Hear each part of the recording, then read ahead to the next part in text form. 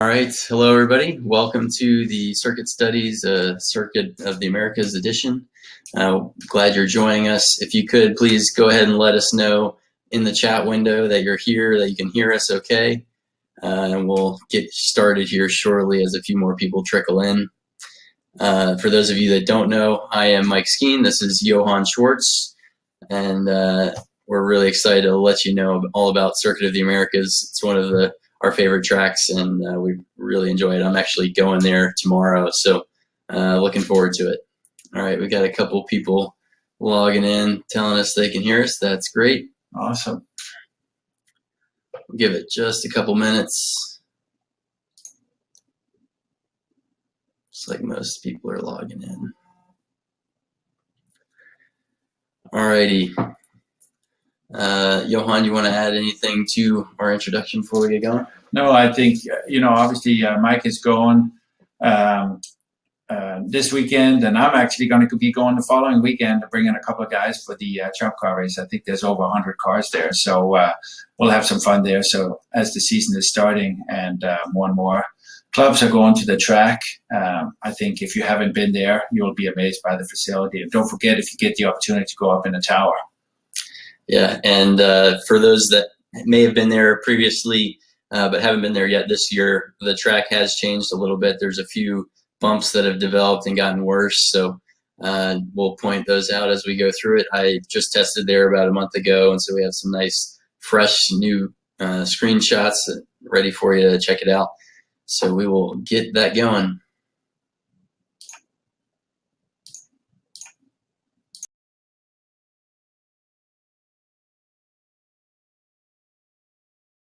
That have not checked it out yet, and then we'll get started here for Circuit of the Americas. Quick introduction for those of you that haven't joined us before. Throughout the presentation, we're going to have white arrows pointing at some of the corner worker stations just to give you an idea of where those are. They're not always manned, but gives you a good idea of what to look for. Good preview for your first out laps there if it's your first time going. Also, there's a track map in the upper right that will keep you located as we go through and give you a good idea of where we are. Go ahead and use the chat window throughout the presentation. You can add to what we have to say. If you have a question about something specifically of what we're looking at, go ahead and ask it. We'll try to cover as much as we can throughout, during the presentation on the actual sector we're on. But if we don't get to your question, ask it again. There will be a Q&A session at the end. And also, you might find it helpful to use the blank track map that we provided in your information packet for taking notes. Certainly, all those track maps are good for use at the track and reviewing and kind of having a quick reference for something to look at while you're there. But we'll get to those again at the end and talk about them a little bit. So first things first here, starting up the straightaway. Here you have different start and finish lines. This is the start line towards the bridge just before you go up the hill. Obviously very steep as you approach turn one, which will help our braking zone immensely. And we'll have a quick little overhead here showing you turn one, obviously very tight hairpin, and you can't quite see it from this point of view, but there's a lot of elevation as we just showed you. So braking can be done very deep.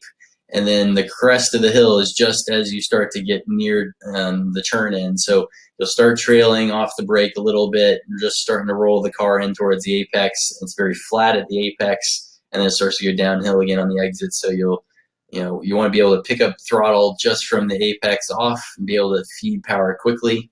If you're in a high horsepower car, that means you're going to have to really tighten the radius, and you're steering right at the apex in order to straighten the drive off. But if you're in a lower power car, it makes it a little bit easier to track out here. So again, back to the turn one approach, very steep entry. You can see those two darker marks are where there are two pretty good bumps now. The second one is about the 100 board, so almost every car is going to have to hit that one while braking. The first one is a little bit earlier, around the 150 board. Some cars will be braking between those two, but some street cars, heavy cars, are going to have to brake before both of those. Here we are again approaching the 100. There's that bump again that you can see rubbered up where everybody's locked up a little bit on that bump. And that, again, has gotten a little bit worse over the off season. So if you've been here before, you've seen it, but it's a little bit more pronounced now. As you're braking, coming up the hill here, you want to be keeping the car fairly straight, pointing, just up to the top of the hill, right side of the track, and looking for the crest of the hill there. Just as you start to get to the crest a little bit later, you're going to start to turn in the car. So here we are, just starting to crest this hill. You can just start to see the apex coming into view a little better. And you're just starting to bend the car in. Again, slow hands just before the crest of the hill, so you start to get the front tires loaded laterally a little bit before you lose the grip from going over the top of the hill.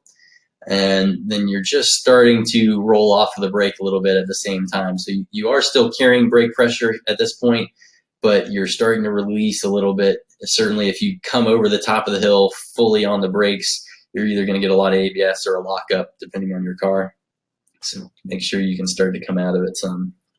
And when you go there, if you haven't been there before, this is one of those corners that can be a little bit difficult to establish the turn-in point. So try to think about where that is. If you don't establish it when you kind of start off and you just randomly start turning in, that will make you feel a little bit lost. So try to be cautious about getting the right point and experiment with it and remember it for when you start turning in.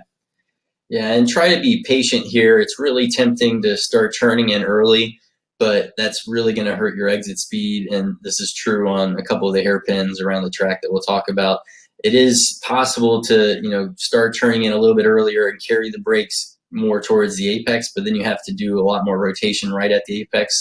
So depending on how well the car responds to that, whether you have understeer or not, can depend on how effective that is. But typically, it's better to err just a little bit towards the side of a late apex, a late turn in, and just try to, again, very slow hands turning in before the crest, but don't really add a lot of steering until you're on top of the flat part up top.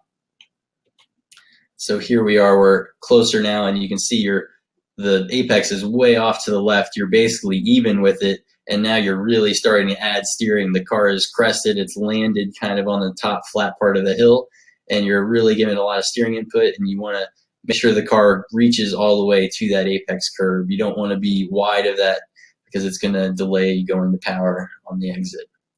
So here we are, nice and tight on the curb, and you'll see it's got the orange curb behind the rumble curving, which is very tall. You definitely don't want to be on that, but even just the red and white curb here has a little bit of a ramp to it, and because it's so short, it's a quicker hop, if you will, if you hit it. So typically you just want to kind of nick the edge of it. You can see there's a little bit more rubber just down at the edge of the paint.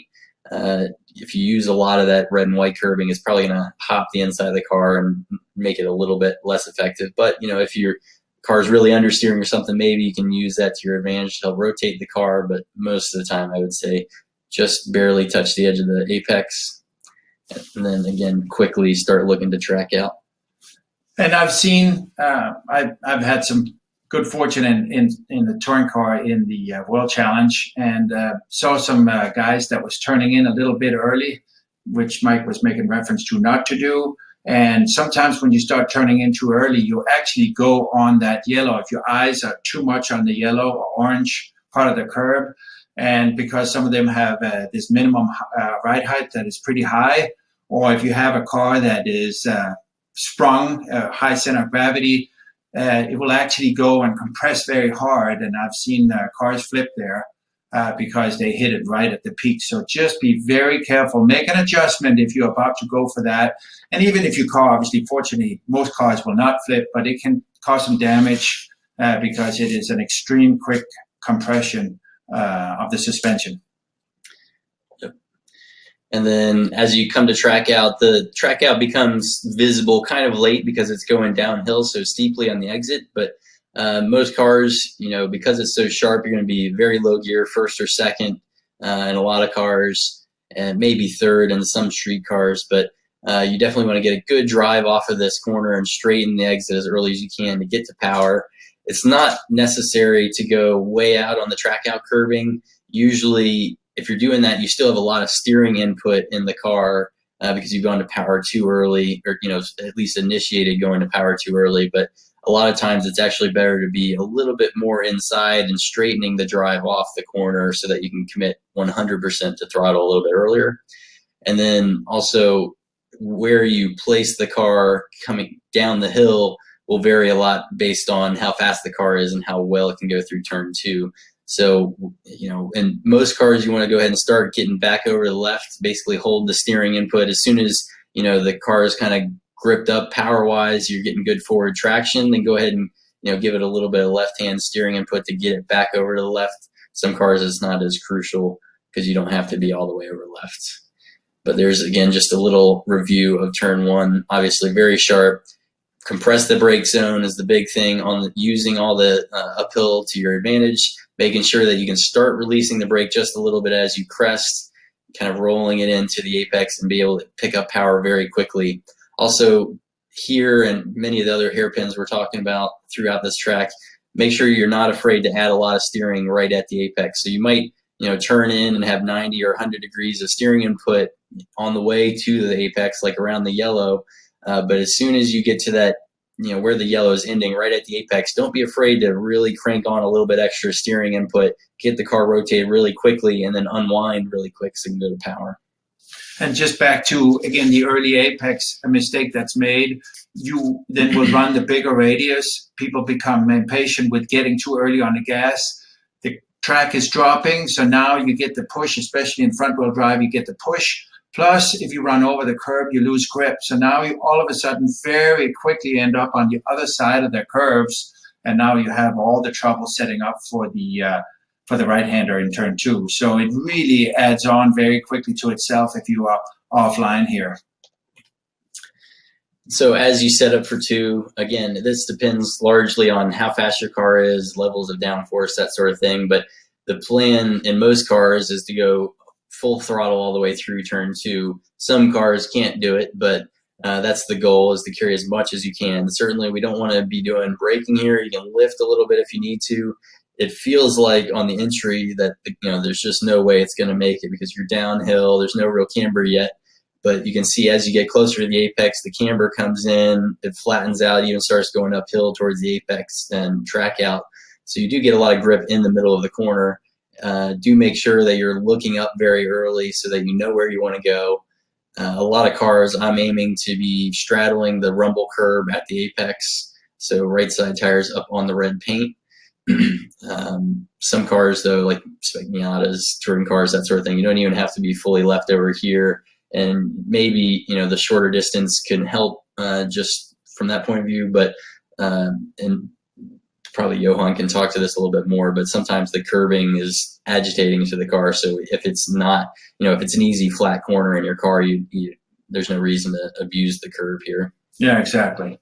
So be careful. Sometimes you can lose that grip in the Spec Miata, maybe not so much, but if you have a car that has the high center of gravity plus it's fairly hard sprung, will actually start shooting the car over to the left. So just barely touch the curb to get the affirmation that you are at the apex. And even in GT cars or high level touring cars or something, faster cars, I typically will not use just the rumble curb. So either I'll be on the track and just kind of barely touching the paint, or I'll completely straddle the rumble curb, because you want to be able to go across it quickly and not get that reverberation from the curbing.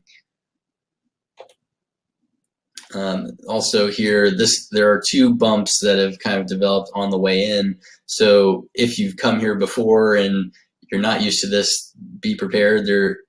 It's very difficult to see, but there's one a little bit closer to the apex curving where there's a little bit of lightness to the rubber, and one closer to where the arrow is pointing. But there are 2 not harsh bumps, but there's enough kind of elevation to them, if you will, that it will unsettle the car a little bit, and we'll want the car to kind of hop a little bit to the left because you've already loaded, obviously. So depending on the car, you might have to do a little damper tuning to handle the bumps, but certainly here the goal is, again, eyes up, nice smooth inputs all the way down to the apex.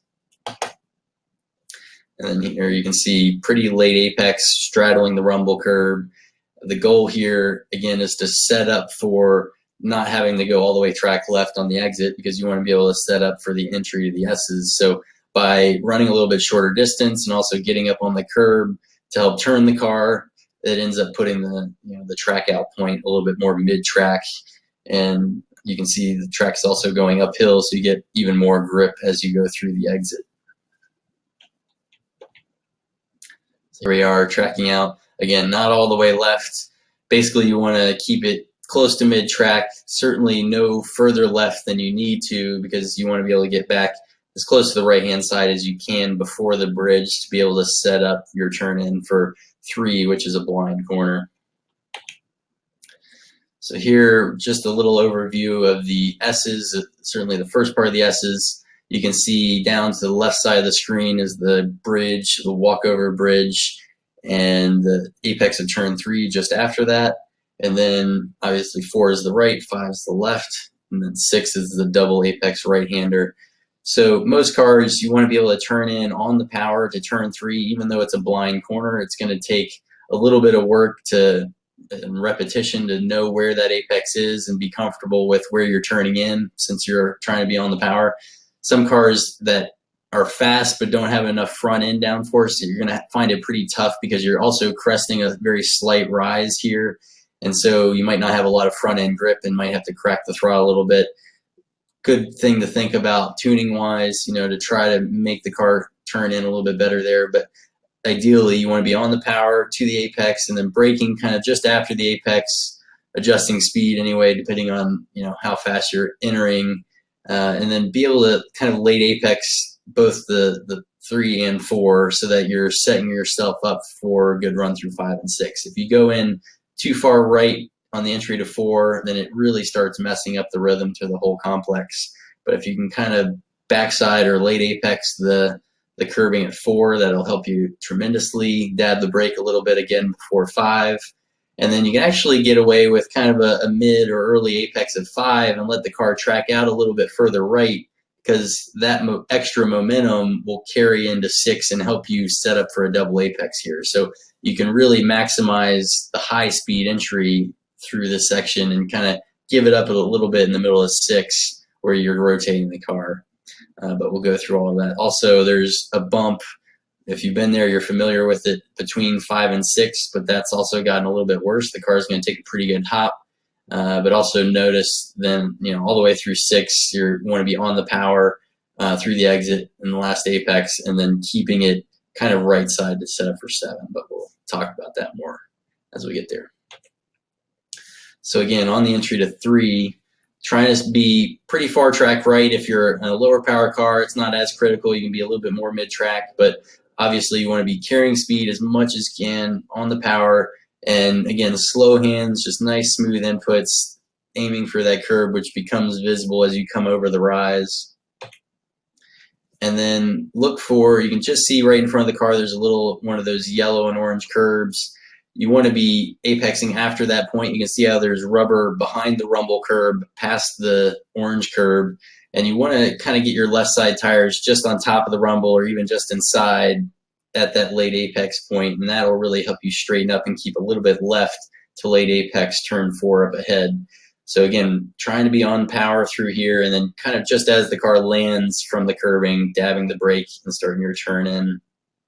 If you're in a street car or something, you're just not as comfortable with the curbing, certainly all of this still applies. You're just going to be placing the car a little bit further off. The rumble curbs kind of ramp up, so you can just touch the edge of it.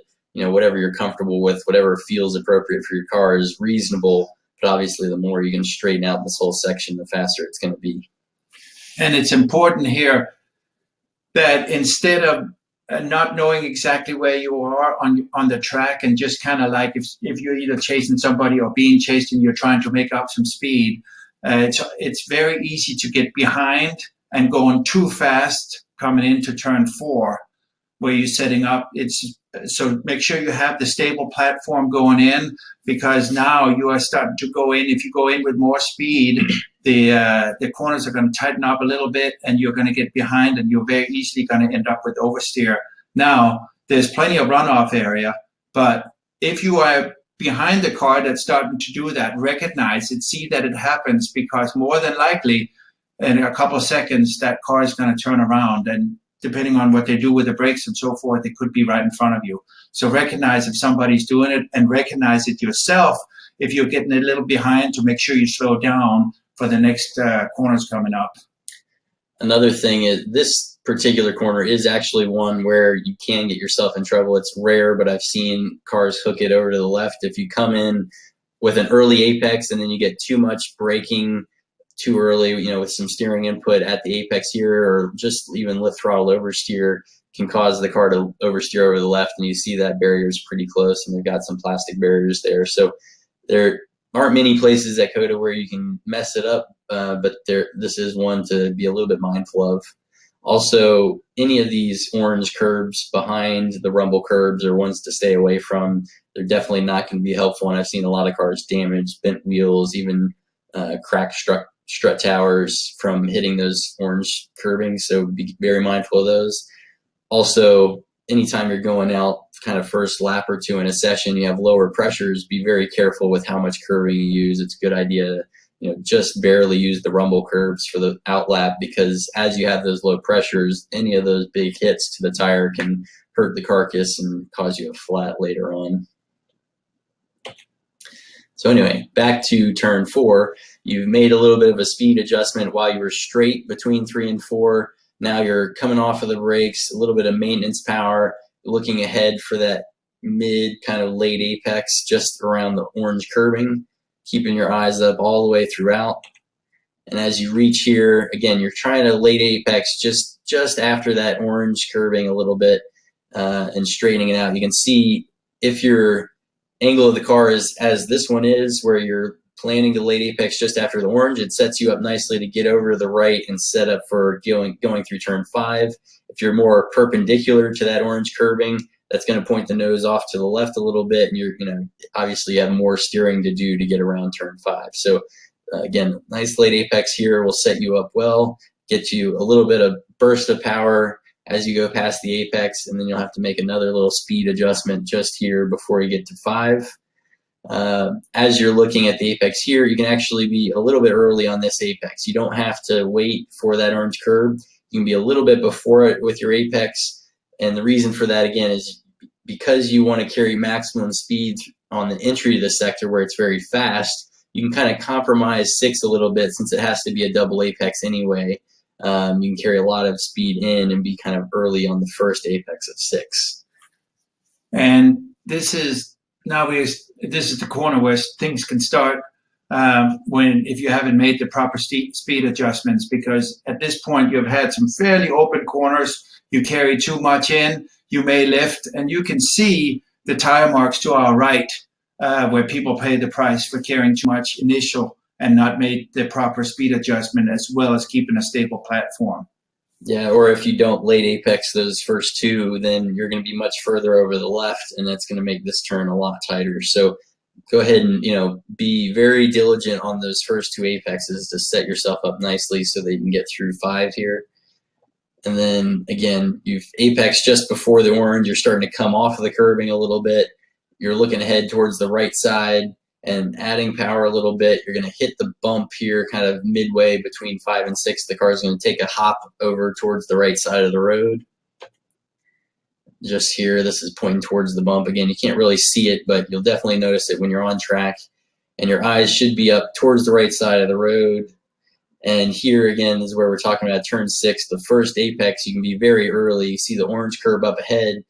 In most cars, I actually straddle the rumble well before the orange curb and then just start coming off to miss the orange curb, so as not to damage anything. But by carrying a lot of entry speed, now you're just starting to come off of the power, or maybe brushing the brakes a little bit, and the car's starting to slow, and you're getting the car to start turning, but because you carried in a lot of entry speed, the car's momentum is going to carry it out towards the center of the track a little bit. You don't want to get all the way out to center track, because then it's a little bit further to come back in. You can get maybe left side tires to the center, but at least a lane off of the inside. The other problem is, if you're not early on that last apex, if you're more perpendicular at that orange cone or at that orange curbing, then in the middle of the corner, you're going to be very tight. And so if you're all the way over to the right against that rumble curve trying to follow it all the way around, then you have a lot of steering as you go under that gantry at the second apex. So by carrying a lot of speed, kind of rotating at one point in the middle, that lets you get back to power as you go through, and you can aim for that second apex that's under the gantry there. And again, in a lot of cars, you can start to eat away at this curving a lot. There is a bump kind of at the apex, and then just as you rejoin the track again, so be prepared for a little bit of a hop. But this is one corner where track limits is always an issue, where you really are trying to get as much off of the track basically as you can, just to shorten the distance and straighten the exit. But whatever group you're running with, as much as you can get away with basically is reasonable, and keeping the left side tires just there on the edge of the pavement. And again, as you're looking through the exit from 6, you don't want to get past the center line. If you get out there middle of the road, it's really a lot tighter to get into 7 here, and you'll lose a lot of entry speed.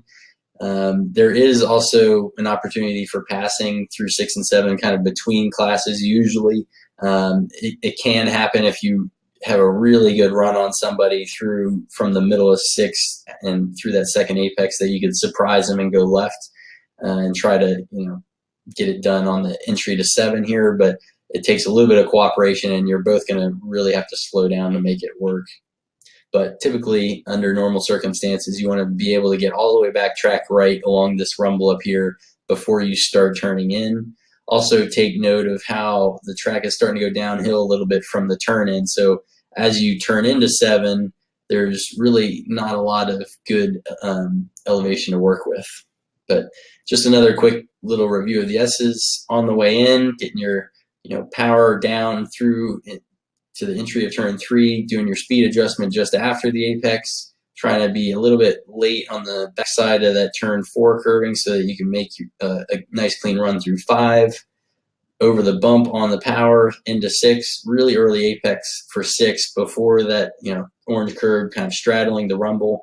Let the car kind of float off the pedals, just rotate out as it reaches the center of track at turn 6.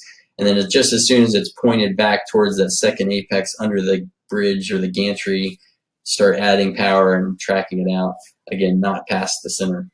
And this slide, as an overhead slide, is an excellent slide to bring to the track as a reference. First off, when you come from turn 2 and come into it, it's blind. So you don't have good reference. So it's important to establish a good mental map. And it's also important to know the corners that are coming up. Sometimes it's like, is it coming up a right, a left, and how many rights after that? So what I did when I came to the track the first time, I replayed my video over and over again just to kind of get the mental, what I was doing with the steering, what I was doing with the brakes, and what I was doing with the throttle. So I had that already in a somewhat of a muscle memory. So when I was in the combination of the various turns, I didn't get lost. And it's very easy to get lost of where is the corners coming and where do I position the car. So bring the map and replay the video and use some of the videos that we have available to kind of learn and memorize the track for when the corners are coming up and what reference marks to use. And also on the entry here, keep in mind that you're basically decelerating all the way from 3 through 4 to the apex of 5. That whole sector there, those 3 turns basically are where most of the deceleration happens. And then through from the apex of 5 kind of through 6, you're more or less maintaining speed. There's not a lot of up and down. There is some, but you're carrying in so much entry speed at turn 3 that you have to shed speed kind of all the way through, and you're obviously never straight. So you have to be very precise with the pedals and how you get the car to rotate quickly through there. So now looking ahead, this is the turns 7 to 10 complex. We just started to touch on the entry to 7, which you can see on the left side of the screen there. There's maybe just a tiny brake or speed adjustment depending on the car. And then you're kind of off pedals a little bit, letting it roll into the corner as it's downhill towards the apex. but then it really flattens out. You can go slightly uphill, so you're going to be really hard on the throttle on the exit. There are a lot of guys that will compromise the exit of 7 a little bit in order to get over further track left of 8, but you can see here we're staying basically track right or towards the center of the road on the entry to 8, and then there's just a very short break as it goes uphill there. And the reason for that is that you can get so much more speed out of 7 if you're early to power there and track out, that you'll, in most, at least GT cars, gain more time. If it's a car that's easy, flat, kind of early through the exit, then yeah, you can go ahead and keep some left-hand steering input and get it back over further left, but it doesn't help you a whole lot as 8 is such a long corner and you've got a really late apex there. You basically just want to be very patient through the middle of 8, kind of let the car roll a little bit, make sure it's turning all the way to the very end of the rumble, and then you can pick up the power and be, basically flat through turn 9 for most cars. And turn 7 is part of that combination I was talking about, learning where the track is going. If you find yourself not hitting the apex, and obviously we're going to do a little more going in detail about it from the driver's point of view, if you find yourself not hitting the apex in turn 7, you're not keeping in mind slow hands initially turning in. It is going downhill, so you don't have the grip that you think you may have, not realizing that it's going downhill, and your eyes are low. You have been so busy going through the S's that you are not looking far enough ahead, so you are not looking into turn 7, and you will very often be late turning in. So keep that in mind. That's kind of, if you're doing some self-coaching, you're not hitting the apex, get your eyes up. Yeah, definitely get your eyes up, and a lot of times that will help you with a little bit earlier turn in because the car is not responding quickly. You can do start your initiation of the turning point a little bit early. So here we are again, slightly downhill, starting from track right. Nice slow hands turning in, looking ahead, making sure that the car is pointing all the way to the apex before you start to pick up the power. If the car starts understeering, then obviously make an adjustment as early as possible so that that adjustment is smaller. The longer you let it go, the worse it's going to get and hurt your exit speed a lot. So make sure you're right up on the rumble, not using the orange curb, but using the rumble curb. And then from this point, you can see where it's flattening out, even starting to go uphill a little bit, so you can really start to get back to power. And don't hold your eyes at the apex too long. Go ahead and start looking up early, letting the car, track out, open the wheel a little bit, but certainly getting back to power very early. We don't have to track out all the way right because that's going to compromise the entry a little bit too much, and you'll end up holding more steering input as you go through the exit, but somewhere about 3/4 track right, certainly fully on the power here. And you can see how we're a little bit uphill on the entry, so you're looking to be roughly track center. Even a little bit track right is okay, but pretty close to track center is good for most cars. You do a very quick, deliberate brake on the uphill, and then you trail off as you're starting to roll into the corner. Again, eyes up. You obviously can't see around the corner very well. You can't see the track out point, so you want to make sure that you're looking at this point that's kind of perpendicular to the start of the grass on the inside there, inside of the red paint. You can see where that grass is starting. That's about where you want to aim to pick up that rumble curb. And in a lot of cars, it's good to just straddle the curb. So you go across the curbing with your right side tires very early. If you try to run your right side tires on that rumble curb all the way around, it's going to create an understeer. It's just going to want to hop the car constantly away from the apex. So either you're going around the apex with your right side tires, right on the white line, or plan on basically straddling that curb along 2/3 of the apex length. So here we are again, straddling the curb, left side tires just barely on the edge of the road basically, and you're looking ahead for the end of the striped rumble curb. The curbing itself, the actual rumble part of it, ends a little bit early, but that last white stripe, which is flat, is where you want to transition back towards turn 9 and pick up the throttle very early. So you'll start basically your left hand down steering input from that point at the end of the curb. Make sure you're running across that. And then, committing to power as early as you possibly can, the eyes up towards the track turn 9 apex, and the orange curbing at that apex is a little bit early, so you're planning on apexing just after that, kind of, again, even just inside of the rumble curve with your left side tires when you get there. Go back to that one more. So as you can see, and what's important that Mike was pointing out here, you can see a lot of people are actually going back over the curb again. At this point, you can see all the black marks, which is too early.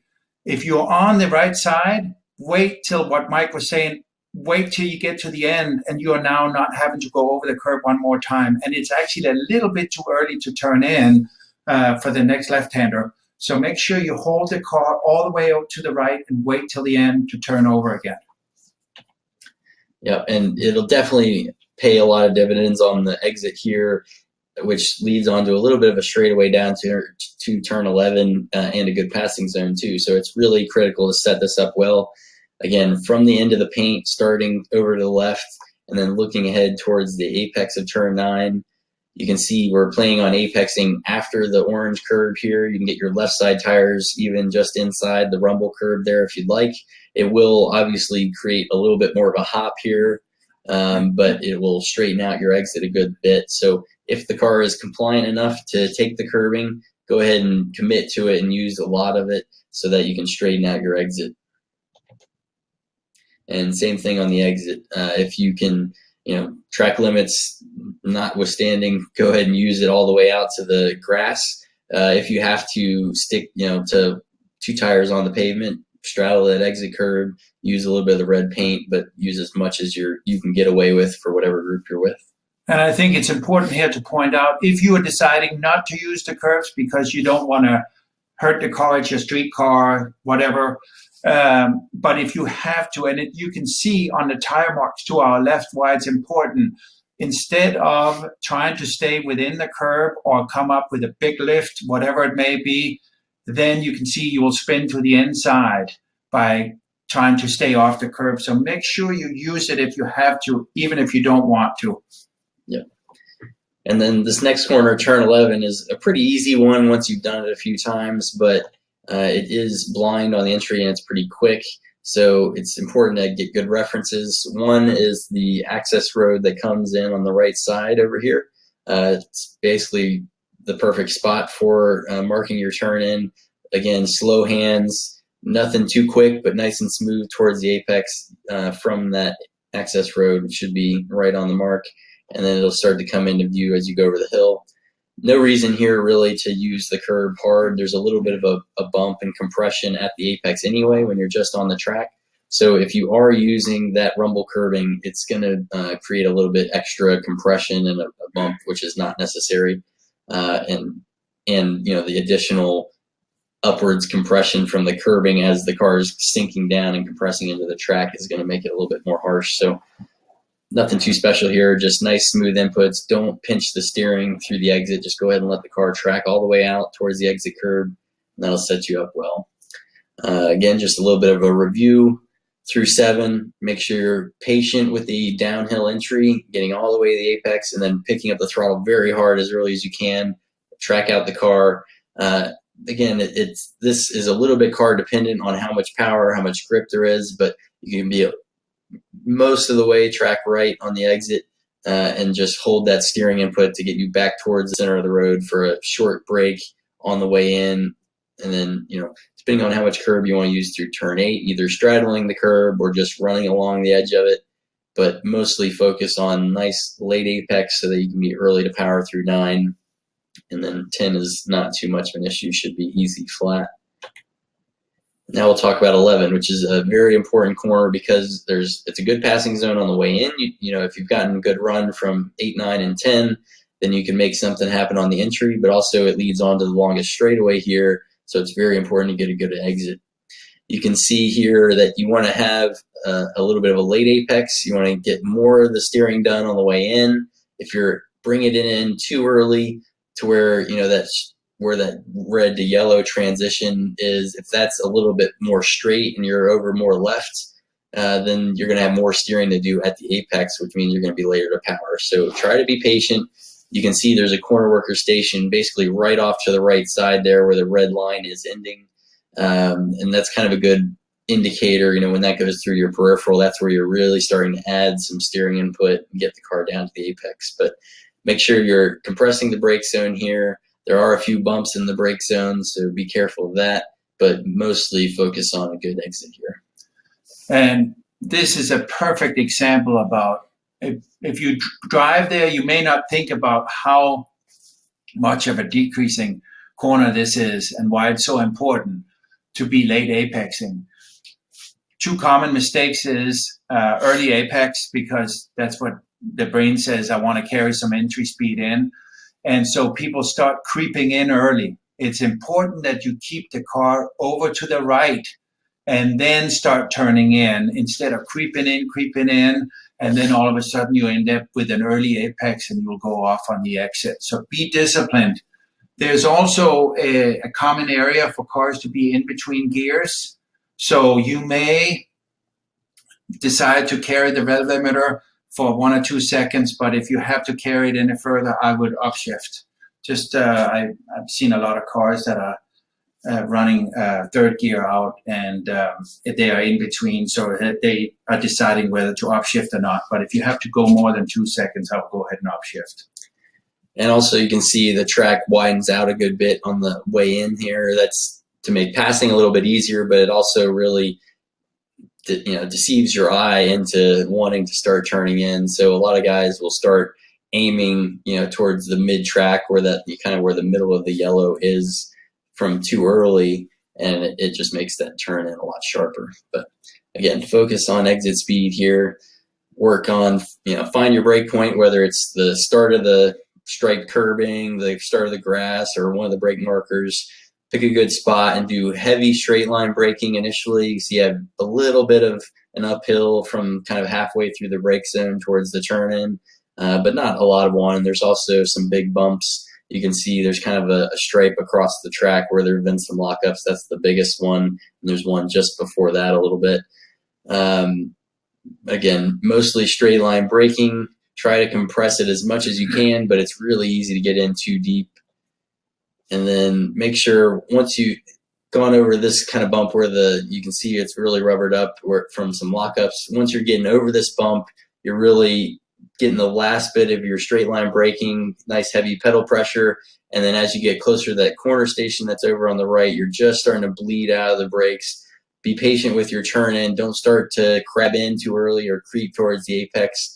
Just make sure you're nice and straight, and then start adding steering input as you get a little bit deeper into the corner.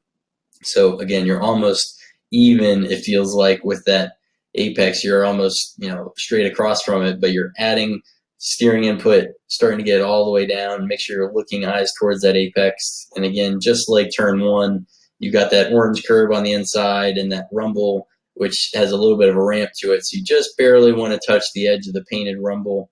If you use too much of it, it's going to kind of hop the car. And because it's so sharp, a lot of times if you have an understeer, you can hop the rear wheel more than the front, or vice versa, because there's so much of a sharp arc here. But definitely don't be afraid to add a little bit of steering input right at the apex. Get the car really rotated so that you can really quickly unwind as you go past it, and that way you can straighten it up.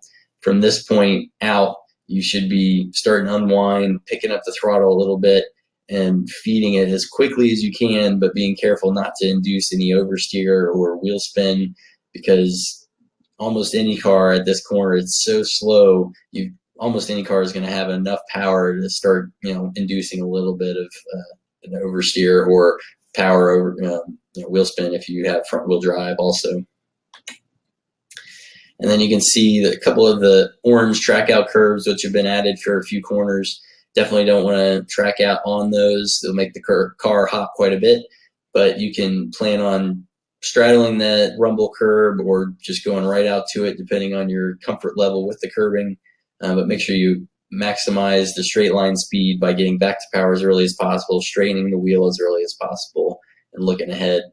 Also, you can see you get a little bit of a downhill, but usually by that point the car is starting to hook up and get some good forward traction, so it's not too much of a big deal. And once you come out of the exit, or when you're at the apex, it's important to recognize if you are going to be staying on the radius that you want to, which is right next to the exit curbs. If you can't, don't go back on gas and get greedy and say, okay, I'll deal with it, because the exit curbs there, those yellow ones, they will either do damage or they will slow down the car. So just fix it, be disciplined, get the car turned, and then squeeze the power back on.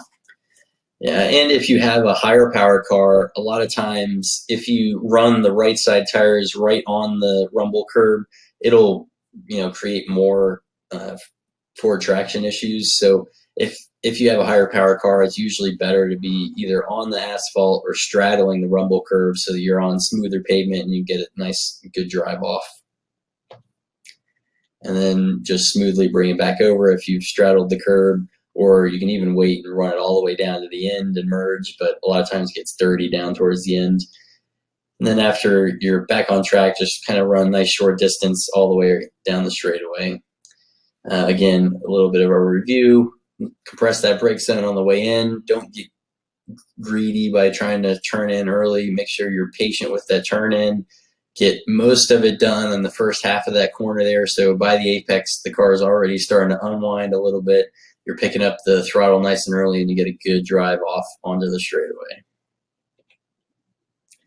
Again, just run the shortest distance, breathe, relax a little bit. This is a nice long straightaway, so in any car, you're going to have a few seconds to relax and wiggle the fingers and that sort of thing before setting up for turn 12. This is obviously a great passing zone. You can get a nice draft on the back straightaway and set up for an outbraking maneuver into 12.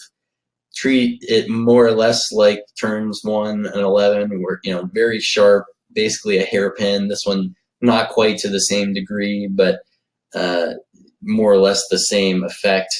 If whatever handling characteristics you have at the other corners are probably going to be true here. Also, be mindful that the brake zone is a little bit downhill. Certainly from the middle, where most cars are really getting on the brakes, it starts going downhill a little bit more. And then even a little bit more just there where the yellow is, where you're starting to roll the car into the corner. So the car is usually not very responsive on the turn in, but then right as you hit the apex, it flattens out a little bit, the car gets some grip, and you get a pretty good drive off the corner in general. And then as soon as you've tracked it out, you're going to hurry it over to the left side of the road to set up for 13. And in this corner, almost more than any of them, because it is downhill, if you move your braking point forward, either if you're racing with somebody or you are moving it forward, you have to be very careful, because you'll find yourself running way wide off the apex because it is downhill, so you don't have the same grip. And obviously the velocity or the speed of the car that you have is v squared on the braking distance. So it is with less grip than you normally would have even on a flat surface. You are going to overshoot the apex. So be careful with extending the braking distance just a little bit. And if somebody else is doing it, you can be pretty sure that they will be wide off the apex and you can go back onto them again. Yeah, but along the same lines, you can see from the overhead that there is a pretty good amount of runoff. So this is a place where in practice and stuff where it doesn't really matter, maybe you're not going on a flyer, you can experiment a little bit. You can get a little bit deep. Obviously, don't go from the 200 board to the 150 board, make incremental steps, but you can start to push it a little bit. And, so what if you don't make the apex one time in practice? There is a pretty good amount of paved runoff where you can start to experiment and get, really work down to the exact break point you need. But anyway, as long as you're coming down into the brake zone, again, definitely you want to compress it as much as you can, stay at that maximum speed as long as you can. Do make sure that you pick the right board. I've talked to a lot of guys that those boards off to the side look kind of small and they're hard to read, especially on video. You might watch somebody's video and say, oh, he's braking at the 150 when he's at the 200, just because it's hard to see the actual board. Don't forget which one you're at. And just, you can also see they've got white painted on the barrier there to make it a little bit easier to pick them out. But once you found the brake zone, try to inch it down a little bit, but don't get too greedy, because that downhill turn in is going to make it difficult to turn the car. You can see here as we get closer to the turn in, it's starting to fall off a little bit more. but you want to go ahead and start looking ahead towards the apex a little bit early, even before you're trying to start the car. Turn the car, you're still parallel to the right side of the road, but you're starting to look in a little bit with your eyes to set up early. And then as you get down nice and close, not quite to the corner worker station, you can see the tire marks are starting to arc into the corner. You may trail brake, if the car is understeering a little bit, carry a little brake to keep some weight on the nose as it goes downhill, and that'll help it turn. But definitely be mindful to get it nice and tight to that apex so you can get a smooth drive off the corner. And again, just as you get to the apex and it starts to really flatten out, don't be afraid to add a little bit of steering to get a lot of rotation done quickly at the apex so that you can, again, unwind very quickly and go to power. Just like turns 1 and 11, you've got that orange curb you want to stay away from. And you really don't even want to use all of the painted rumble, just a little bit of it. But certainly you don't want to be wide in the apex here. And the track actually at the apex just gains a little bit of extra grip where you can add that extra steering. Yep, right there where it compresses, it's a good spot to add a little bit of steering to make sure the car gets that good straight drive off of the corner, just here. And then again, you've got one of those orange track out curbs, so don't get greedy and try to run out extra wide. You can track out a little bit past the curb, just after that orange curb if you want, but usually just to the rumble curb is adequate, and then you're going to start to hurry it back over to the left. Keep your eyes over there to set up early. It's always good to be on the left side here before you get to your brake marker. And again, just a little bit of a review, nothing too tricky. And just as a quick reminder about the braking zone, because it is so important to compress it as much as possible. If you're in between boards, because don't just use the boards as the marker either, it's 200 and 150. You could obviously very well be in between boards. Make sure you use the board that's in front of you, not the one that you passed and say, okay, I'm going to pass it and then brake. It's easier to make it better braking perception, and also that you're not having somebody go by you and then brake, but using what's in front of you as your reference. And definitely also make sure that you have, a good awareness of where you are if you're alongside somebody. If you're over to the left of somebody trying to outbrake them, make sure you keep in mind how many boards you've gone past and where you're getting down to your brake zone, because it can be tough to see the markers over there on the right side a little bit. But then setting up for turns 13, 14, and 15, these are probably the most challenging part of the whole track, I would say. They're very difficult. A lot of times the car does not want to cooperate here, especially turn 15 where it really tightens. But this sector here, if you can get the car to work well, good mechanical grip, and be very patient and deliberate with your line and your driving inputs, this will pay good dividends. Even though it's low speed, it's not really like the glamorous fast sections of the track. It's very important to get all these right. So like we said, as you come out of turn 12, make sure you're getting all the way over left early, setting up for that brake zone. You can, most cars are going to be roughly where that white marker is off. There's basically one brake marker. I think there's one really early, but there's a brake board there and a white stripe just off of the edge of the track. Pretty good indicator for most cars of where you're going to be braking. And then you kind of brake on a diagonal a little bit towards the apex with a very early slow hands turn in so that you're decelerating all the way to that apex. And then just before it, coming off of the brakes a little bit, letting it roll through the middle and picking up the throttle as early as you can on the exit.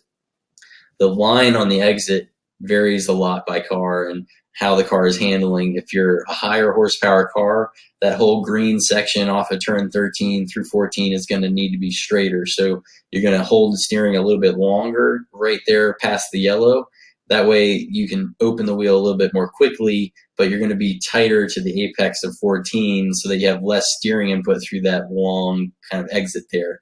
But if you're in a little bit lower car, like a Spec Boxster or Miata or whatever, you can let it out a little bit wider, because having that steering input through the apex of 14 is not a big deal.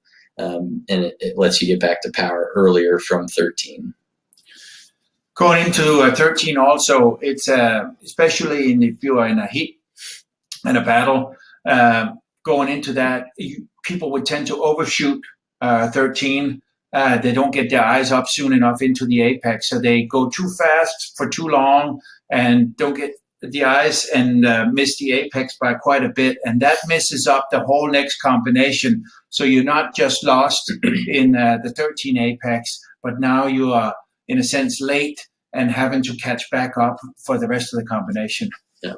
And like you said, eyes towards the apex of 13 early is very important because of that early turn. And if you are looking ahead, straight ahead while you're braking, you're going to end up turning in way too late. And you can see how if you late apex 13, that puts you more kind of inside between 13 and 14, and then you have a lot of steering input as you're trying to add power through 14. So you do want to be able to kind of early apex 13 because that's going to carry the car out mid-track or track left a little bit and straighten at 14 out a little bit. And then on down the road towards 15 a little bit. The main thing is trying to get good exit speed off of here because you're starting to go back into a fast sector. So we want a nice late apex. You want to be able to get the car out to or past the center of the track for your turn in. And again, there's a little bit of a different approach that you can take depending on your car. If you have a faster car that's carrying, lots of entry speed through that first apex as you're braking, you're going to be probably a little bit more inside and kind of straight line braking to get out towards the outside.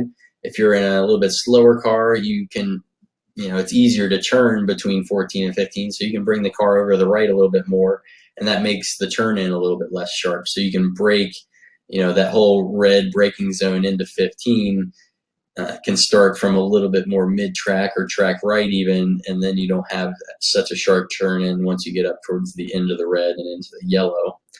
But definitely critical here to be nice and tight on the apex and make sure the car is rotated nicely so that you're back to power quickly on the exit. And now we'll talk through all that. So again, setting up early from track left, but starting to aim the car from very early over to the right side of the road to get it in tight towards the apex. And then dragging the brakes again, depending on how much understeer you have, kind of trail braking it down towards the apex and carrying good entry speed, just clipping the curb. Again, it's not critical to have the car really fully rotated. You're going to be doing a little bit of steering past the apex here because you don't want the car to be too far track right because that then hurts your exit speed through 14. So lots of entry speed through here and let the car's momentum kind of carry itself past the apex and on over to the left side a little bit. You will start to pick up the throttle a little bit early here depending on the car. Higher horsepower cars, you have to be very, very delicate on the power so that once you're getting out mid-track here, then you can straight line and look ahead through the T14 apex. Again, if you're in a Miata or something, you can be committed to power much earlier and you don't have to be tight to that 14 apex because it's not a big deal holding some steering through that apex there. So slightly different variations on how we go through here. Again, a GT car, straight lining this a bit, even straddling the curb some, whereas a lower power car can be over to the left just a little bit more. It's a little bit longer radius, but it gets you back on the power a lot sooner from the exit of 13. And then as we approach 15, you're basically trying to get as far right as you comfortably can with whatever car you have. If you're very high horsepower, you're going to have to be a little bit straighter on the brake zone. If you're lower power, it's easier to get further over to the right, which will help your turn in later. And then it's okay to be a little bit closer to this left side curve, this first apex if you want.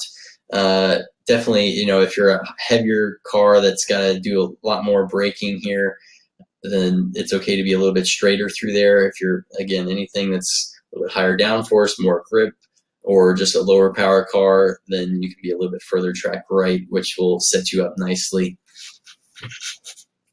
And again, looking ahead towards the center, you want to be able to get at least a little bit towards the right side of the road. This seam here that you can see in front of us is kind of the 2/3 mark. You can see there's another one just off to the left.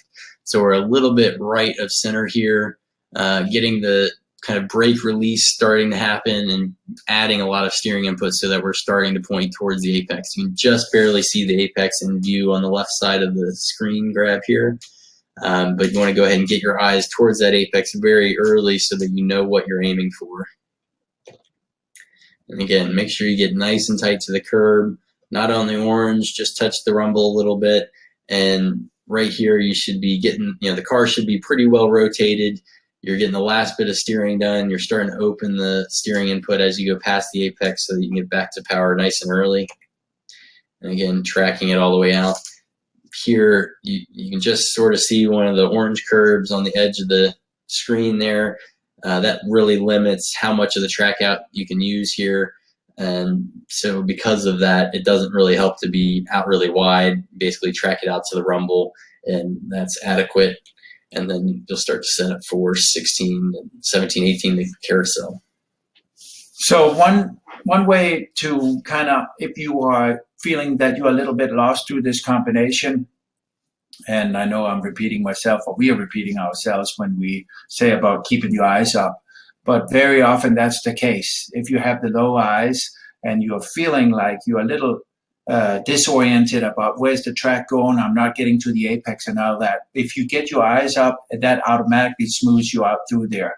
Also, through the 13 combination, that is a combination that seems a little bit awkward when you go through there, when you have to line up the car. And you can see when Mike was explaining the various lines that's available, it all depends on the car and what your car can do or willing to do. So keep that in mind. Experiment with lines through there when you line up for that, because you're not really following any roads per se. The lines is kind of a little bit different because it is that decreasing radius, but the stripes and the racetrack itself is going in a different direction. So it's important that you get your reference marks planted. Don't go 100% if you go there for the first time, and then go and revisit it, get your reference points so you are consistent throughout there, and then experiment from there. And some of these can even change during a race stint. If you've got a higher powered car where the rear tires start to go off, you've got to straighten the drive even more off of 13 and through 14, where you might have gotten away with a little bit more steering input while you're adding power before, early in the run. Once your tires start to go off, then you have to straighten it out a little bit more. So yeah, you've got to be a little bit flexible with this. It's kind of, they're two skid pads almost, where you've got to balance the car on the way in and the way out, and get comfortable with how the car is reacting to where you're putting the weight, and be very mindful of how you're using the brake pedal to help turn the car on the way in. And likewise, as the car gets straight, make sure you're very patient not to pick up the throttle too early to induce understeer, while you're going to power with steering input added. And I know we'll cover passing after the presentation turn by turn, but now when we have it up there, you can see the lines that are going through 14 and 15, that you, in a sense, when you drive the proper line, you leave an opening for somebody to come in there. So if you are racing somebody, you may want to be a little more conservative, a little bit tighter. And if you're not tight, be aware of that it is an opportunity for somebody to put in. And if you're turning in where it shows here on the graph, and somebody coming in, turning in early, trying to make the pass, if you go to the apex, more than likely they will end up T-boning you. So be aware of that. Yeah, 15 is definitely the most tempting for that one, because visually it really if you're following somebody, it really looks like they're opening the door and you're like, all right, I'm ready to send it in there. And then you get down to the apex and you're like, oh yeah, I can't stop. So that's a tempting one, but rarely effective unless somebody's very off, there, or they've got some sort of issue, or you've followed them a couple laps maybe, and that they're not doing very well, then maybe you can make it happen there. But it's one that's tempting and often not successful. Yeah. So moving on to the carousel, this one's very fast, a lot of fun, but a very long corner. So again, we're going to say it a lot, got to keep your eyes up so that you see what's coming early.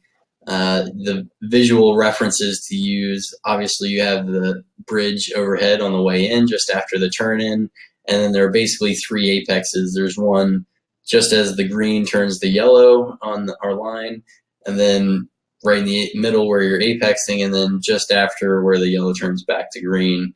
And then the high, there's some elevation change throughout. It's slightly uphill until just after that third apex, and then roughly when you've gone under the tower, then it starts going downhill a little bit all the way through the track out. So you have to make sure you get the car rotated just after that third or the second apex there, so that you're ready to go back to power through the middle. And how much power or speed adjustment you have to do obviously depends a lot on the car, the weight, the downforce. But some cars can go flat through here. Miatas and stuff, they can be flat on the power. It's just a matter of reducing the drag and trying to run a short distance. But a lot of cars are gonna have enough weight or lack of downforce that it's tough to make it through there. And you'll also maybe find yourself, when you're able to pick up the throttle, you can pick it up, and then you may get, as you go through the corner, or the last part of the corner when you're on gas, you'll get an oversteer. So you may have to make a little bit of a throttle adjustment there, where you may have to lift a tiny bit, not completely off, to avoid that. It can come up as a surprise, especially if you haven't done a lot of laps there, because it seems fine in the beginning, and all of a sudden you get into an oversteer as the track kind of falls off. All right, so moving on the way in here, obviously setting up from track left, and then aiming to be roughly center track as you go under the pedestrian bridge. You don't want to get in too tight to that first apex, because then it's going to leave you a lot of steering input to do as you go through the middle of the corner. So keep it out wide a little bit. Try to carry it in on the power here. Even in big horsepower cars, you should be able to go in with a little bit of throttle and then just nice and smooth start to come out of the power and let the car start to rotate. And again, eyes up all the way through.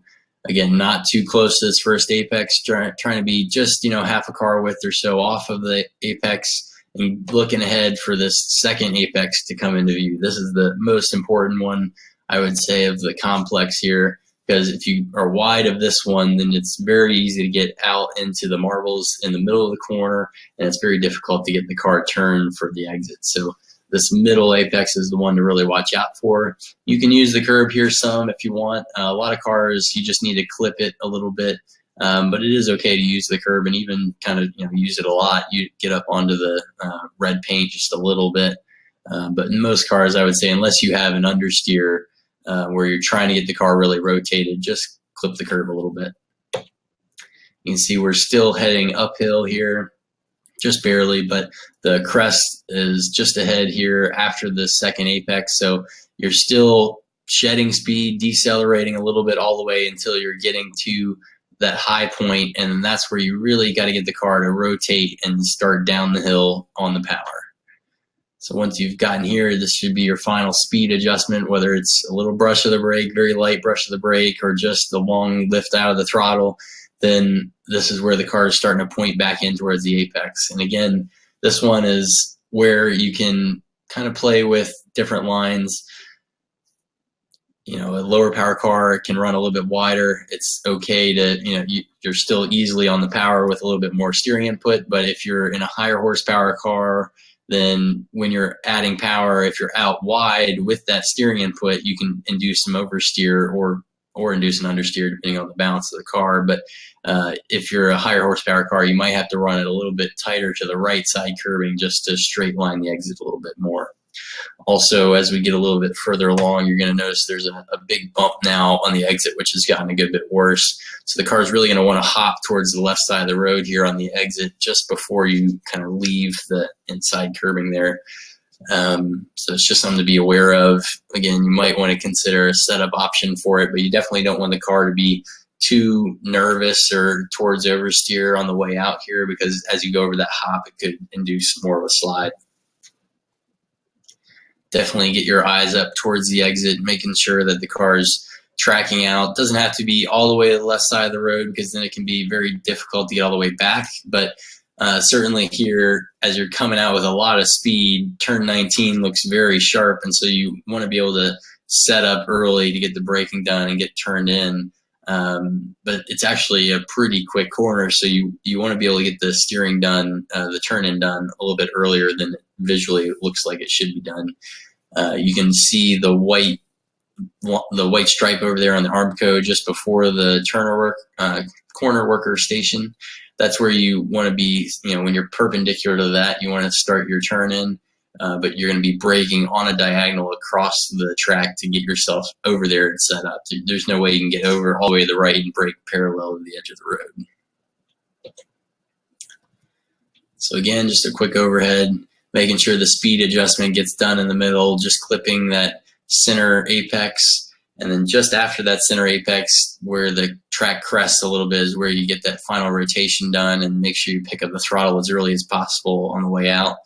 You want to track out at least most of the way. You don't have to be on the rumble on the track out, but most of the way there, just to free up the car and reduce the drag on the steering, and then brake on a diagonal across the track. And this shows your overhead for 19. So again, not quite a 90-degree corner, but very fast, and the entry looks deceivingly sharp. So a lot of people will brake too late, turn in too late, and then that has really ruined their entry speed. But if you can brake a little bit earlier, you can actually start turning in very early. It doesn't have to be as sharp, and so you can carry a lot of entry speed towards the apex and get back to power on the exit quite well. And it's easily also in turn 19 to become a little bit disoriented, in the sense of not knowing exactly where your turn-in point is, because it is a little bit kind of hidden, blind. And also if you have been too busy with the combination before and staying too long back over to the left and not getting the car back to the right, you tend to not get your eyes far enough ahead, and you get behind on the turn-in for 19. Yeah, so if there's any single thing to remember for 19, it's be earlier than you think you need to be. If it's your first time there, it comes up very quick, and so be prepared to be early on the brakes, earlier turning in, and that will allow you to carry a lot of entry speed. Obviously, you can be too early, but that's pretty uncommon. Most people struggle with being too late on the brakes and turning in too late here. So visually, you're braking on a diagonal across the track. You're trying to get fully over the right, but you're not going to spend any time there. Just as soon as you touch the right side of the road, you're already starting to bend the car in towards the apex. And again, it's just across from that white stripe on the barrier. And you start very early with your turn-in point. And it's pretty tough to see the apex. And it's also, as we get closer, you'll see that there is a little bit of a orange curve on the inside, which is tough to aim for, but you do want to make sure you're starting. It's nice slow hands again, turning in early and progressively to get the car rotated. We're slightly downhill from the apex out, but it's such a wide exit that you can still be pretty early on the power.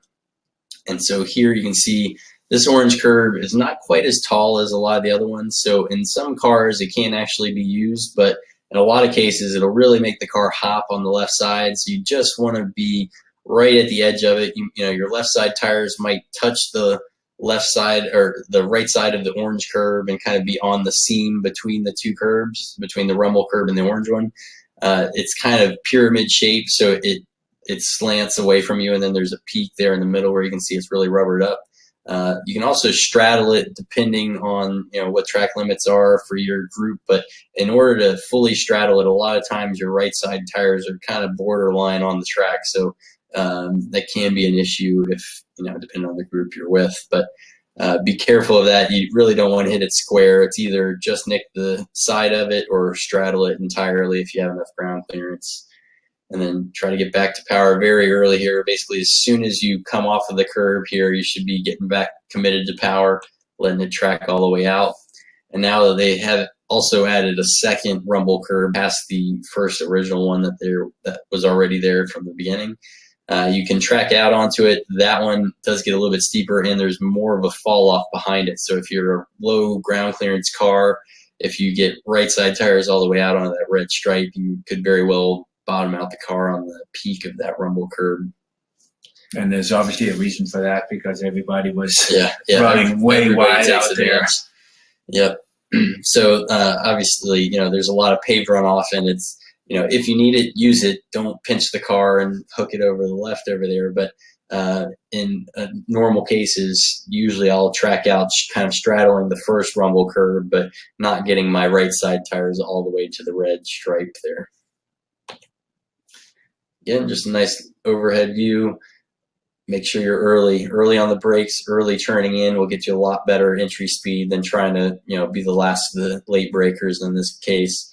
That's going to hurt your entry speed because it's going to make you too late turning in. So back it up a little bit on this case, a little bit early on the brakes, a little early turning in will get you really good entry and rolling speed through here.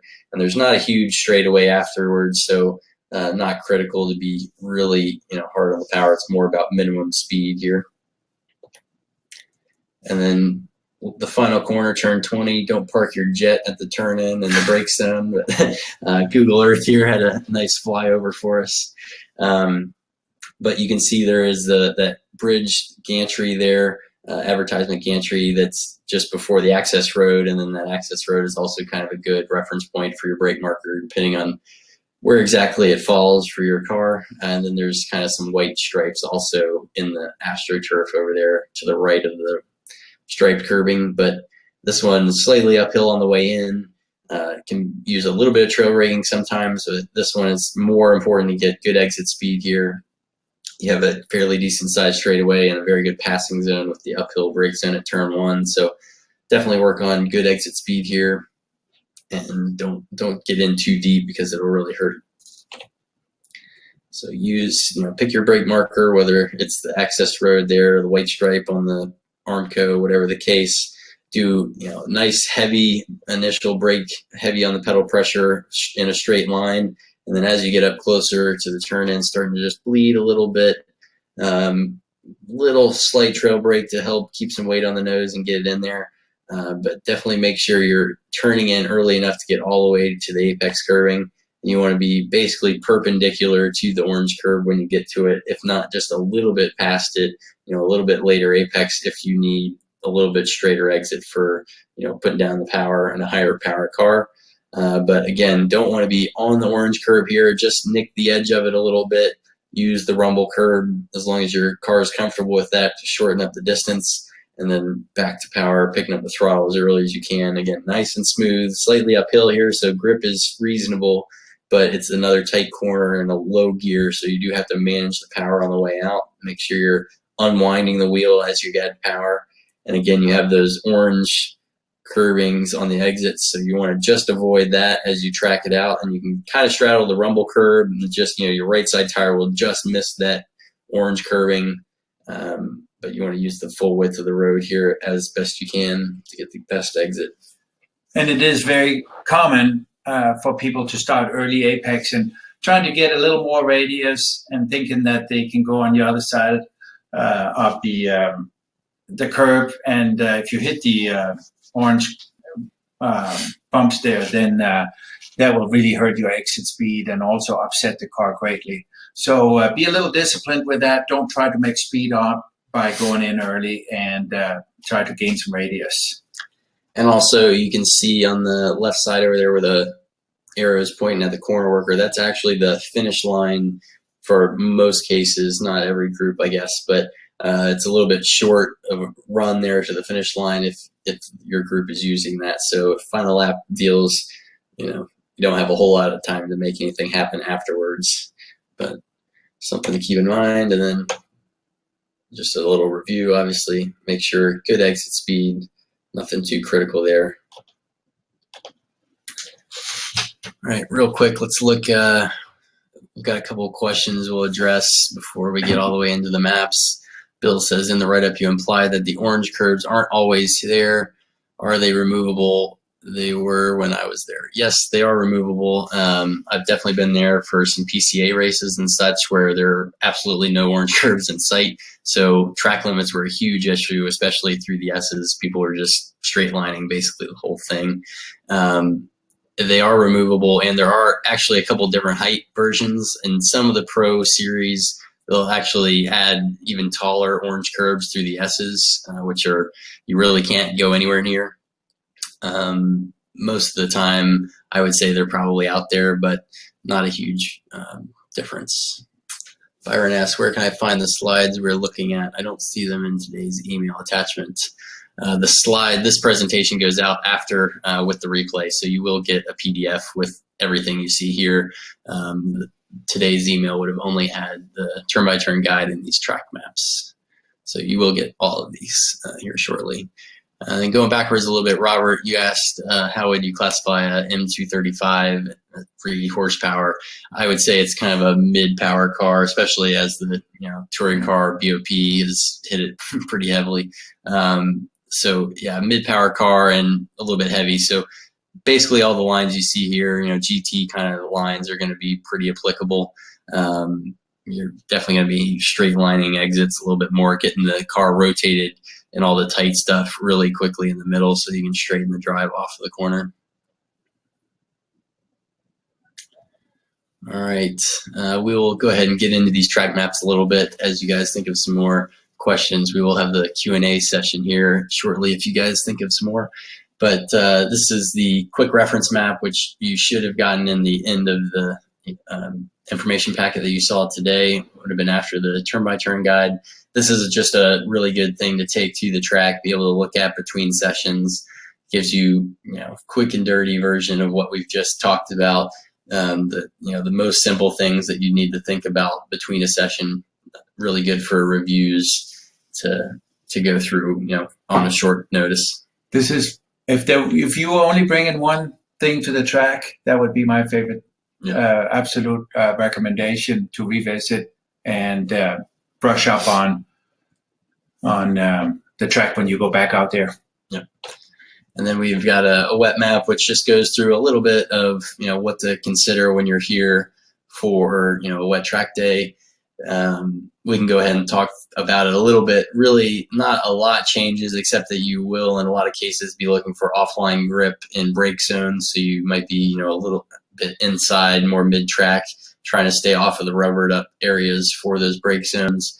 And then areas like turn 2, where there aren't quick transitions, you can run a little bit wider line, looking for grip a little bit wide of the dry line. But then typically once you get to the S's and places where there's a lot of transition, you're going to find yourself pretty close to the dry line just because it's so much longer to go around. You might be able to, turn 6, since it's a little bit longer corner, you might be able to run it a little bit wider all the way through the middle just to look for a little bit of grip. Similar through 8, sometimes it can work for you to be a little bit wide of the line, just looking for grip, but you really still have to focus on that late exit, or late apex of 8, so that you can be early on the power through 9. So it doesn't necessarily pay a lot. A lot of times you just have to slow it down through 8, still run that inside line, and focus on exit speed through 9.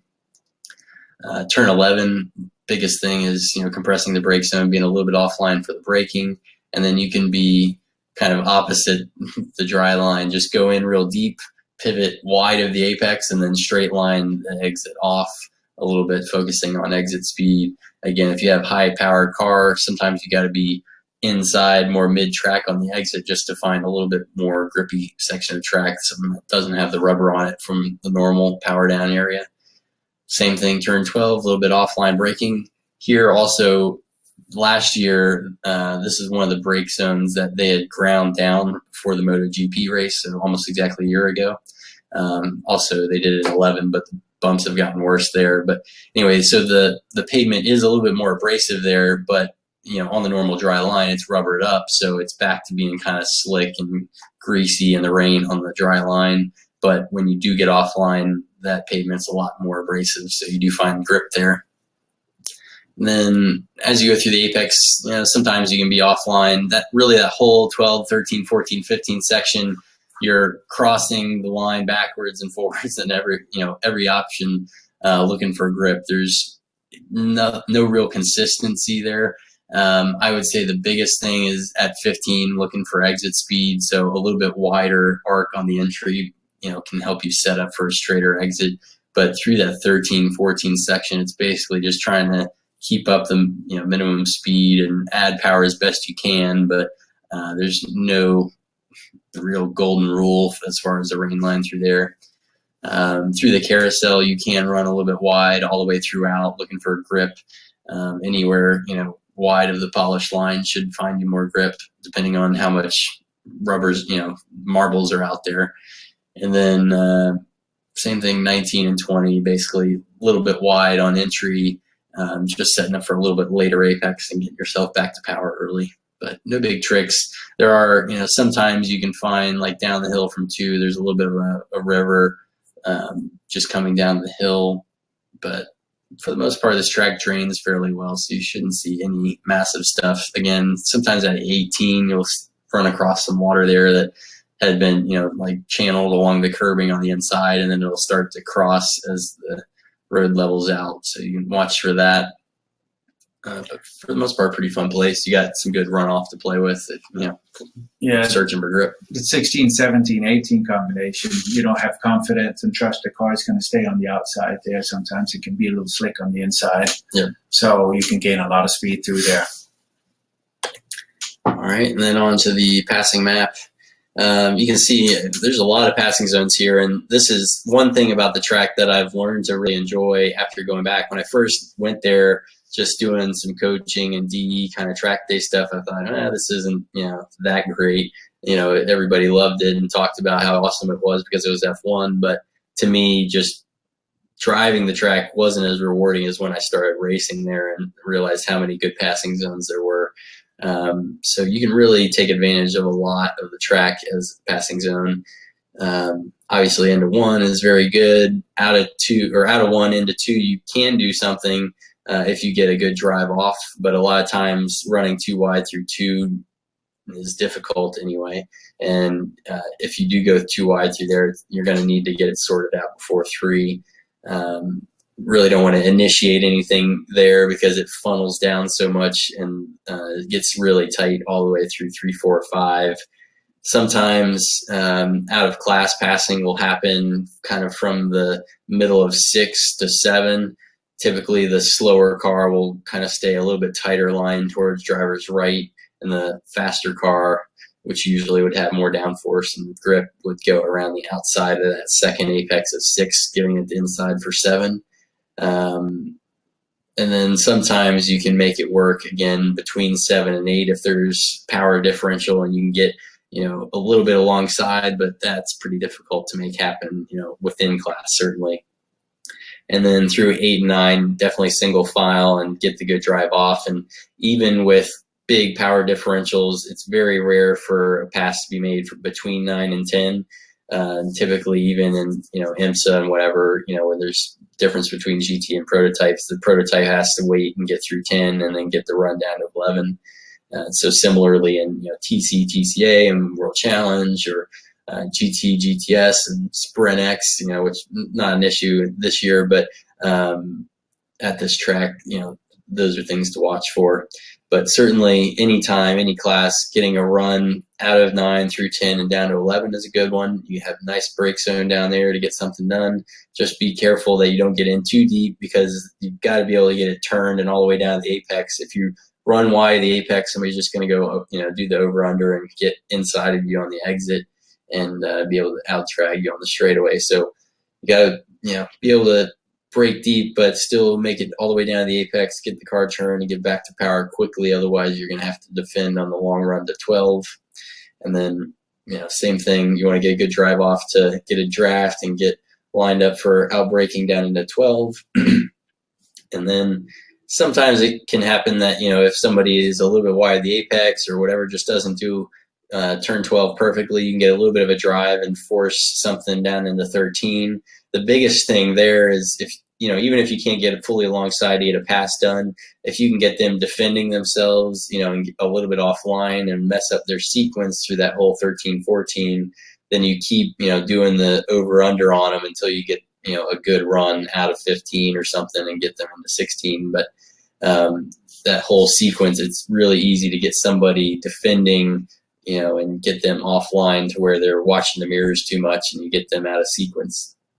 And then into 16, it's usually pretty tough because there's not, any brake zone there. You're going in on the power and then lifting off. But again, sometimes you can get somebody to go in a little bit too deep, mess up the exit or whatever, get, a rundown in 19, or, keep it going to where you keep them offline defending and working at it.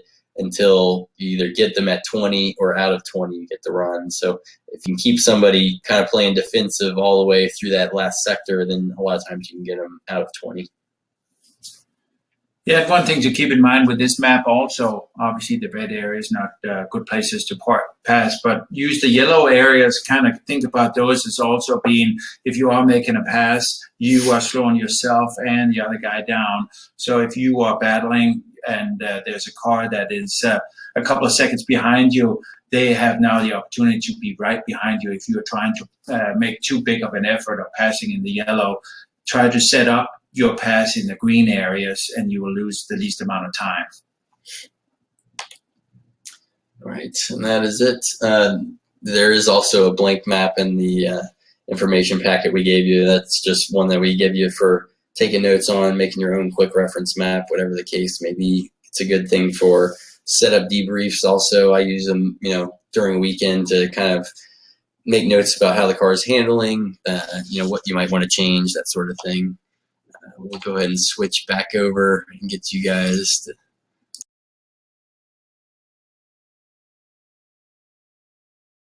Alrighty, so if we have any questions, go ahead and fire away.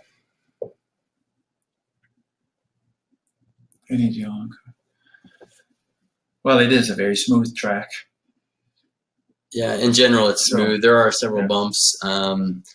I would say it's very good to have pretty stiff platform for the S's section because you want the quick transitional time. You want the car to be able to point back and forth pretty good, but at the same time it gets very hot there and you do have a lot of slow mechanical grip corners, so you do have to stay a little bit on the soft side sometimes and make sure that the car can rotate through all those tight corners and get back to power.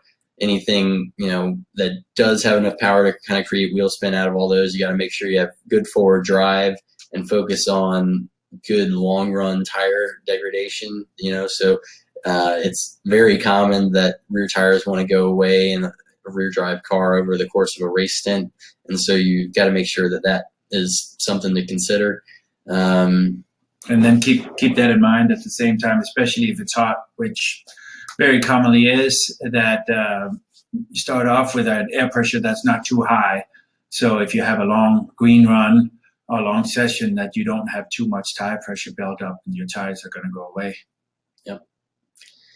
Also something to consider is that, there's a lot of curb usage. So you don't necessarily want to use the sway bars to stiffen the platform of the car if you can. If you do want to be stiffer to help the car transition, a lot of times it's better to do it with a spring, just so the use of the inside curb doesn't affect the both sides of the car as much with the sway bar. And then a lot of times you do want to be a little bit softer in the rear, especially for power down. But yeah, so I guess in general, softer springs, stiffer bar. Would you say? Well, not necessarily stiffer bar, because again, you don't, if you're using the curbs a lot of times the sway bar can be, Sure. an issue. But for me, I never want to go too soft on the spring because I don't like the feel of the really sloppy back and forth in the S's, and that's a sector where you can gain a lot of speed with some good transitions there. So I want to be able to have a good platform to get the car back and forth through those. And then sometimes you just play with the dampers a little bit and tire pressures and stuff to get the mechanical grip that you need through the slow stuff. But it also depends on, if it's a downforce car, you definitely have to keep a little bit of spring platform under it to be able to support the high speed stuff. And then, more traditional cars that are less aero dependent, you can be a little bit softer maybe and still get away with the transitions without too much of an issue. I see Byron's asking about turn 19, turning in early, doesn't it kill 20, exit speed up to 20? Yeah, obviously you don't want to be too early, but what we're saying here is a lot of times people are very late at 19 because it looks tighter than it is. You carry the brakes in there, and then you turn and you're like, oh, well, that was too easy turning in because I broke so late that I overslowed the car and I was too late turning in. So typically, I would say it's more of a problem for people not being early enough on the brakes and not turning in early enough, so they don't roll the entry speed. And again, there's not a huge straightaway from 19 to 20, so it's not as critical. You do want to keep the speed up. You've come from turn 18, which the exit is very fast in almost every car. So you want to keep as much of that speed up as you can. You don't want to just throw out the anchors and completely, lose it all at the entry speed or at the entry of turn 19. You want to maintain minimum speed through 19, basically. And again, the exit is very wide, so you can still be on the power pretty early. Yeah, so there's basically two things in turn 19. People getting behind and not turning in early enough and missing the apex, or they're also the one that perceives the corner as being tighter than it really is. So they overslow the car thinking that they have to in order for them to make the corner, even though they they get to the apex. You can carry a lot more speed than you initially think that you can. Yeah, and a lot of times it's how quickly you transition your eyes also, because you're coming from a very fast corner. The earlier you look over to the brake zone, the earlier you get your eyes back towards the apex, the better you're going to set up, and the more appropriate your speed is going to be for the entry. But again, especially the first couple of times there for somebody, something I've found a lot, very often, is that you come out of 18 with a lot of speed, and the guy's just too late on the brakes, can't get the car slowed down, and does a very late turn in. So that entry speed just goes straight down, and you lose all that momentum you have. And yes, it is certainly possible to be too early, but that's not the common problem there, I think. And the eyes coming out of 16,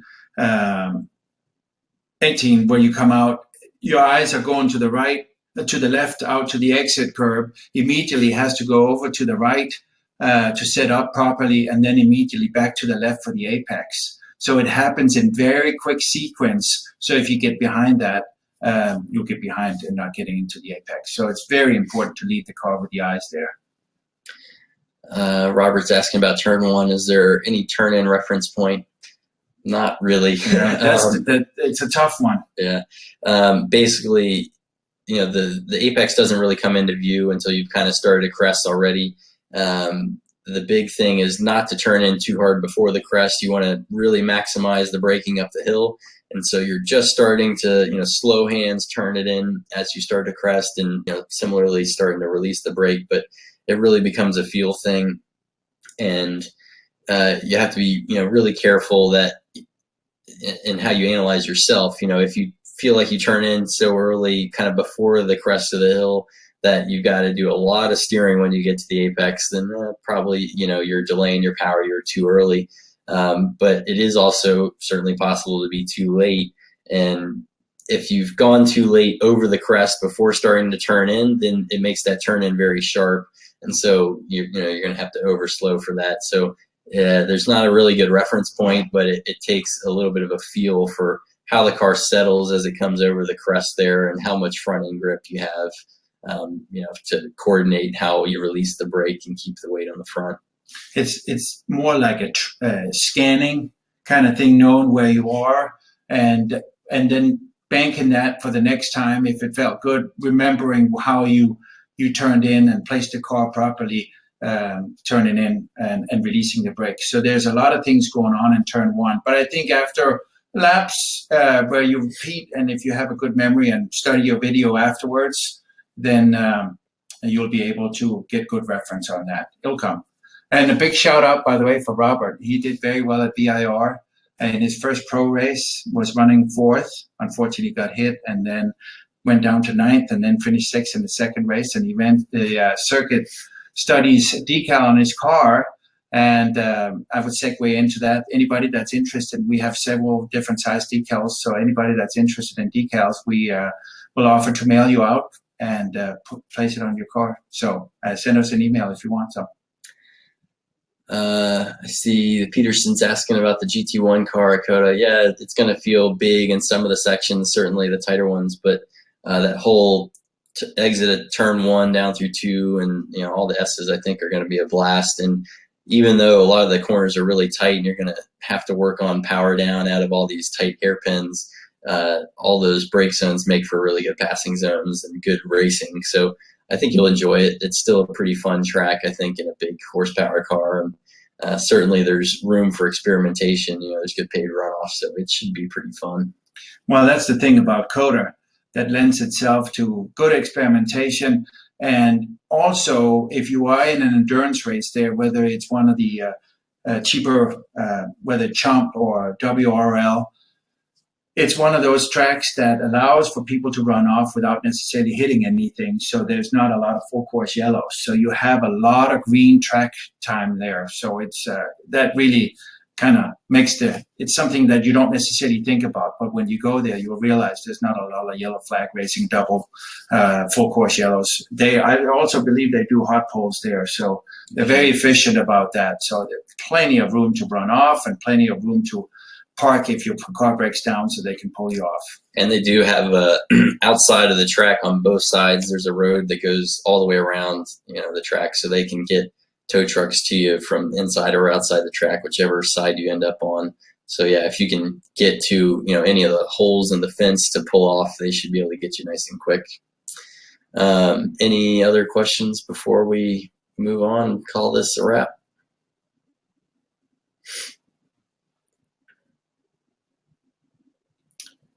All right. Well, guys, thank you very much for listening in. If you do think of any questions, shoot us an email. If you want a decal, shoot us an email with your address. We'll mail that out to you. And have fun next time you go there, as always. I think if it's your first time there, you'll find it an amazing, beautiful. And you'll see all the flags and everything that was on from the shots. That's actually on the track. So it's first class. I do see Byron queuing up a question, so we'll hold on a minute.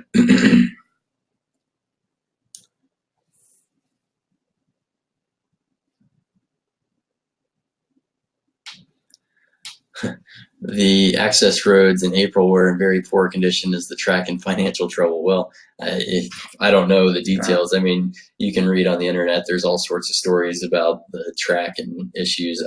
I don't know the answer to that for sure. I do know that Texas has very dry soil and then, big, heavy rainy seasons where it changes a lot. And obviously, the track was only constructed a little while ago and in a big hurry. So maybe there were some shortcuts. I don't know. But yeah, a lot of the tracks and surrounding areas get a lot of changes and they're constantly paving. And even the last time I was there, the main 4 or 5 lane entry road, they repaved a section of it. So there's constantly, maintenance going on there. And I don't know about financial trouble, but I think it's at least going to stay there for the time being. One thing I do want to point out that we didn't necessarily point out in the presentation is the pit entries. In turn 19, you will come, so you have to make sure that you don't run the racing line in turn 19 and then cut in front. And you'll see when you reference there, you will see the pit entrance road after turn 19. So make sure you stay to the left to go into pit lane. Slow down and, do like you did, whether you're racing in the Pro Series. Make sure if you have a problem, put your arm out so the person in front of you can see, and also know that you're going into the pit so they're aware of you staying to the left, because shooting over to the left with traffic can be detrimental. Track out, very easy. Just stay to the inside up to turn 1, stay at the apex. And yeah, just do make sure that you've got, your right side mirror is pretty well adjusted so you can see anybody coming up the straightaway there, because you don't want to come out and join somebody right in, 2 by 2 into the apex there since it's so tight. If you can beat them to it, great, but otherwise it's, good form to back it off if it's not a race. If it's a practice or qualifying session, let them have the corner. Sure. So I guess that'll cover it unless we see any more questions here shortly. Certainly appreciate everybody joining us, and thanks for the questions. Again, if you have any more moving forward, send us an email and let us know.